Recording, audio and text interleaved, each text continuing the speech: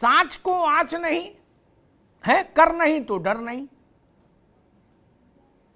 Press conference की भी जरूरत नहीं, एएनआई को बुलाओ या छोड़ो, एएनआई एक ट्वीट कर दें कि मिस्टर एक्स ने, या रामलाल ने, श्यामलाल ने, मोतीलाल ने, हीरालाल ने, जो इस पद पर तैनात है सीबीआई में और मेरे इंट्रोगेशन टीम का मेंबर था, उसने मुझे कोने में ले जाके यह प्रस्ताव दिया।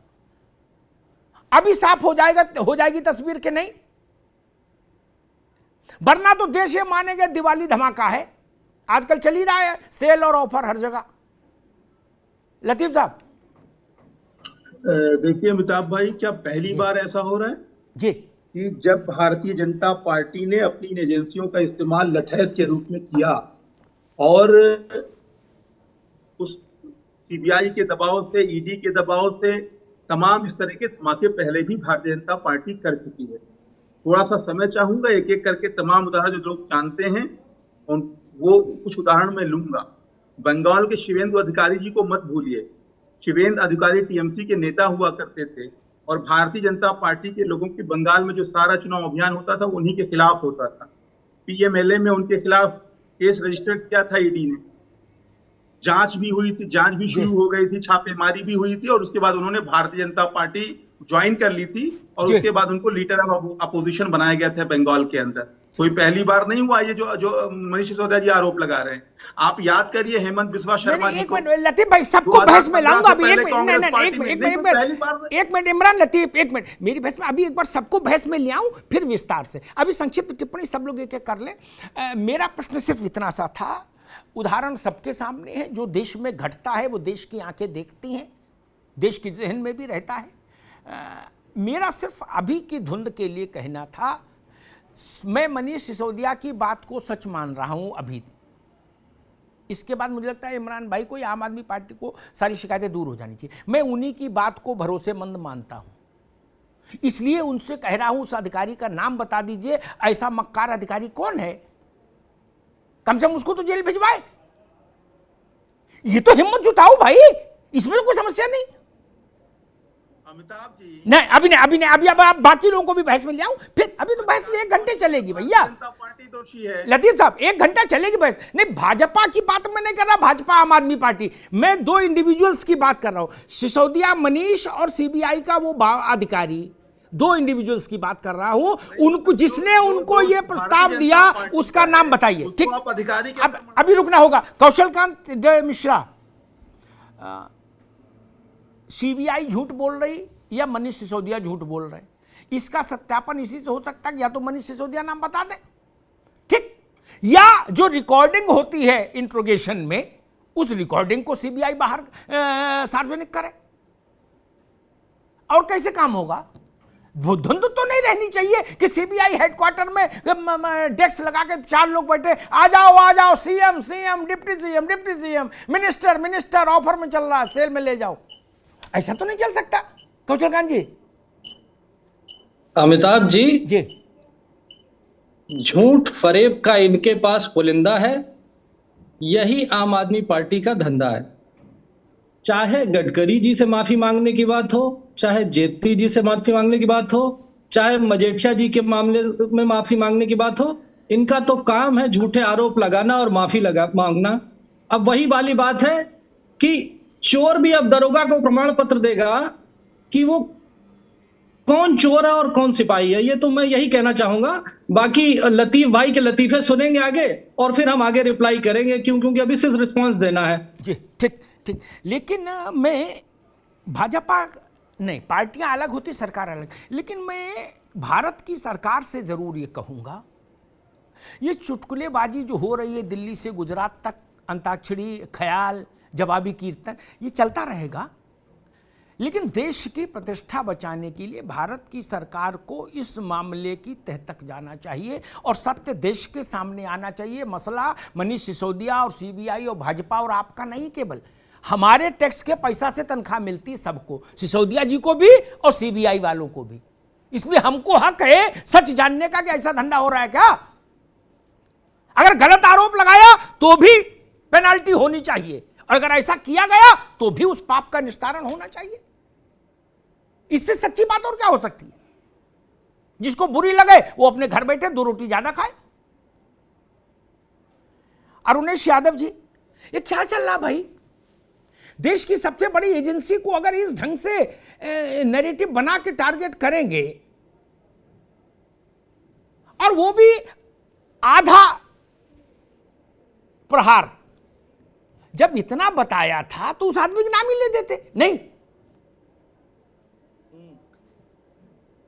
कम से कम देश के सामने धुंध तो नहीं रहती।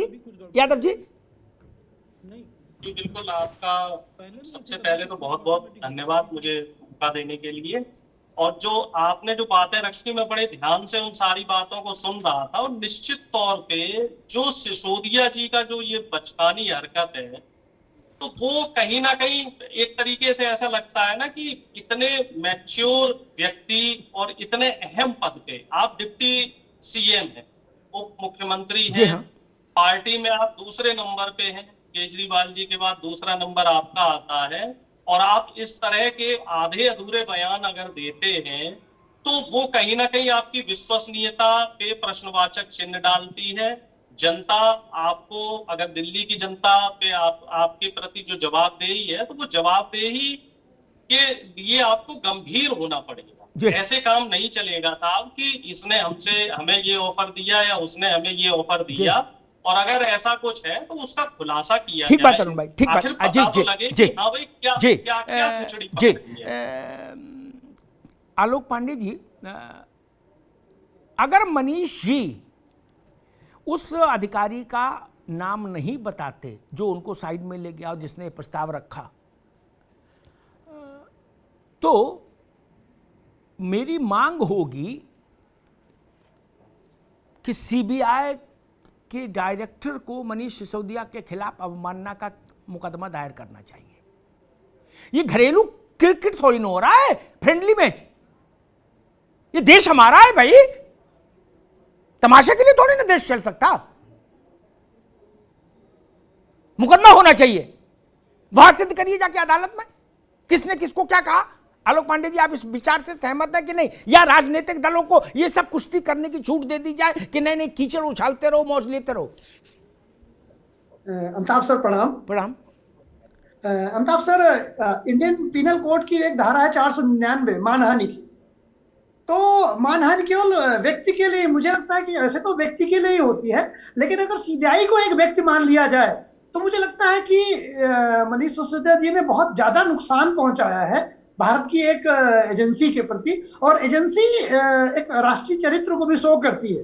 तो जाने अनजाने अपने राजनीतिक लाभ लेने के लिए वो संस्थाओं का अपमान आम आदमी पार्टी से बेहतर कोई नहीं कर सकता।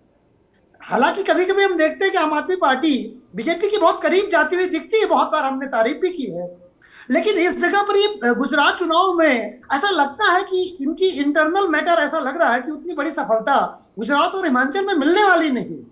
तो हर एक मुद्दे का राजनीतिक उपयोग या राजनीतिक दुरुपयोग करने से आम आदमी पार्टी बच नहीं रही है। उसे लगता है बाद में होगा जो देखा जाएगा, अभी मीडिया का कंसंट्रेशन ले लिया जाए। ठीक बात, ठीक बात, ठीक। आएंगे दोबारा आपको। शैलेंद्र दुबे जी, मेरा प्रश्न वही, मेरी रुचि इसमें नहीं कि ये छूटे कि वे फंसे, सब फंसो चाहे सब छूटो, लेकिन ये नहीं हो सकता कि ये मैसेज रहे कि देश के एक राज्य के डिप्टी चीफ मिनिस्टर ने कहा कि सीबीआई में ये काम होता है उनके दफ्तर में।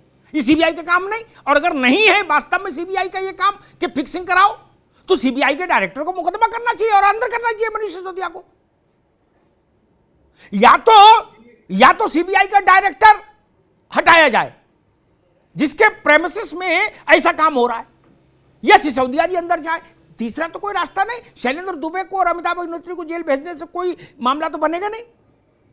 दुबे जी। जी अमिताभ जी, ये बहुत ही गंभीर मसला है अपने आप में। मैं ये कहूंगा जो हमारे देश की न्याय व्यवस्था है उसकी फैब्रिक के साथ छेड़छाड़ करने का प्रयास किया है। यहाँ विषय ये नहीं है कि किस पार्टी के नेता के द्वारा किस तरह का आरोप लगाया जा रहा है, यहाँ विषय देश की न्याय व्यवस्था की जो फैब्रिक है उसके साथ आप जो छेड़छाड़ कर रहे हैं, बहुत गंभीर मसला है।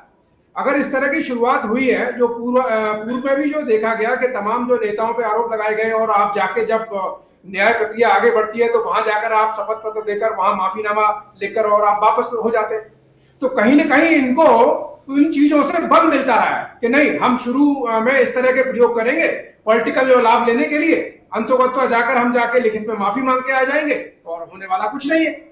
मैं तो ये कहता हूं कि तमाम जो है न्याय प्रक्रिया में शामिल जितनी भी एजेंसियां हैं और न्यायपालिका को इस पर गंभीर स्वतः संज्ञान लेने की आवश्यकता है। भाई एक बात बताइए, सीबीआई से बड़ी जांच एजेंसी कौन सी है देश के अंदर? इस तरह से तो कोई भी आके जो है कल को इस तरह के आरोप लगाने लग जाएगा कि हमें ये बोला गया। अरे आधार क्या है? ये बहुत ही गंभीर मसला है अपने आप में, किसी भी तरह का किंतु परंतु बनता ही नहीं है इसके ऊपर। इस पे तो बिल्कुल बायलैटरल, अगर मनीष जी ने ऐसा चार्ज लगाया, एलिगेशन लगाया है, तो he should come up with all evidence. और अगर सीबीआई ने ऐसा नहीं कहा है तो उनको तुरंत इन्वेस्टिगेट करना चाहिए और चार्ज करना चाहिए मनीष सिसोदिया को विदाउट एनी डिले। मेरा स्पष्ट मानना है, इसमें किसी तरह का कोई किंतु परंतु नहीं। मैं इमरान लतीफ के पास फिर आता हूं। देश में कुछ कुछ बदलाव भी हो रहे हैं। बिहार के ये मामला, आप संयोग देखो भैया, Imran Latif deputy chief minister पे ये आफत है। भावई, भावई जानते हैं, उत्तर प्रदेश का एक बड़ा लोकप्रिय शब्द है, संकट। बिहार में तेजस्वी यादव प्रेस कॉन्फ्रेंस में ललकार दिए थे कि सीबीआई वालों से जनता निपटेगी पटना की। CBI Rouse Avenue CBI court में चली गई, बोली इनकी बेल कैंसिल करो, इन्हें जेल दोबारा भेजना है। क्या वो तो बड़ा मुश्किल, सुप्रीम कोर्ट में तुरंत इंटरवेंशन लेके गए, जान बची तो लाखों पाए, लेकिन सुप्रीम कोर्ट ने कहा कि नेताजी बोलना नहीं आगे से कभी, कतई दाएं बाएं, ठीक, और नहीं तो भेज देंगे अंदर। तो पसीना पसीना होकर बड़ी मुश्किल छूटे। अभी तक नेताओं को यह अघोषित छूट थी कि नेता ललकार देते, कोई मुकदमा नहीं करता था कि भाई नेता है वो तो कुछ भी बोल सकते हैं। क्या आप इस न्यायपूर्ण बात से सहमत हैं इमरान लतीफ जी कि या तो सिसोदिया जी प्रमाण दे और नहीं तो सीबीआई उनके खिलाफ अवमानना का केस करे? देश के सामने दो ही तरीके से सच आ सकता है इमरान लतीफ जी। अमिताभ जी, बिल्कुल सच सामने आएगा, उसके लिए बिल्कुल बेफिक्र रहिए, समय का इंतजार कीजिए। अभी जो पूरा मामला इस प्रकरण में दिखाया जा रहा है वो ये दिखाया जा रहा है कि अधिकारी का दोष है, अधिकारी का नाम बता दीजिए, अधिकारी की एंट्री कर लीजिए, मामला खत्म हो जाए और भारतीय जनता पार्टी बच जाए। भारतीय जनता पार्टी का काला इतिहास रहा है कि उन्होंने सीबीआई का, ईडी का और तमाम इस तरह की जितनी एजेंसियां हैं, पुलिस का इस्तेमाल सिर्फ और सिर्फ अपने विपक्षी नेताओं को परेशान करने के लिए किया है। तमाम उदाहरण सुन लीजिए, अलग अलग परिप्रेक्ष्य में आपने सुने होंगे। आप शिवेंद्र अधिकारी का जिक्र नहीं होने दे रहे हैं, टीएमसी के नेता थे, सारा कैंपेन उनके खिलाफ था। टीएमसी से जब तक टीएमसी में रहे, ईडी उनके पीछे पड़ी रही, मुकदमा भी दर्ज हुआ, उनके खिलाफ जो है जांच भी हुई। उसके बाद क्या, वो जैसे भारतीय जनता पार्टी में शामिल हो गए, कहां गई ईडी, कहां गई सीबीआई, कहां गई फाइलें, कुछ पता नहीं। मुकुल राय का भी वही मामला रहा। हेमंत बिस्वा शर्मा कांग्रेस में थे तो सबसे बड़े घोटालेबाज थे।